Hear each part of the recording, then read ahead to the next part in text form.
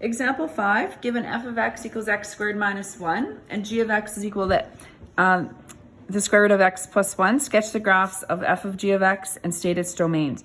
So what I'm going to do is I'm going to find that graph first. So find y equals f of g of x. So we're going to substitute g of x into the f of x equation. So I'm going to write out my f of x equation here again. I'm going to put that radical in every time I see x. So we're finding that f of the radical is equal to the square root of x plus 1 squared minus 1. I'm just going to call this y since this equals f of g of x and that's already stated as y. So y is equal to x plus 1 minus 1. So y is equal to the x graph. So that would mean when we go to graph this, we would have our y equals x graph there. Now, there's something more we're going to consider, but we're going to, just for now, in pencil, I'm going to make some changes. So if you've only got a pen, maybe hold off on plotting this in yet. So this is what it appears to be.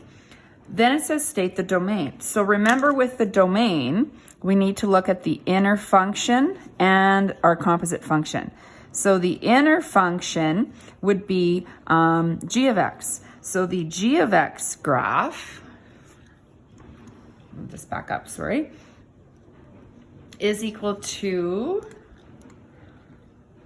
this radical right here. And there is a restriction on that radical. So the x would have to be greater than or equal to -1. So then my composite function, which is right what we determined to be y equals x, my composite function would just be xe real. So my domain has to include this inner function as well. So my domain is x such that x is greater than or equal to -1, where x is the element of all real numbers. So what's really important is I do have to go back to this equation now and include the restriction in there, because without that restriction, I wouldn't realize that my graph should also make sure it has an endpoint at -1. So this is the actual answer to the restriction. So had they not said the domain, you would still have to find the domain.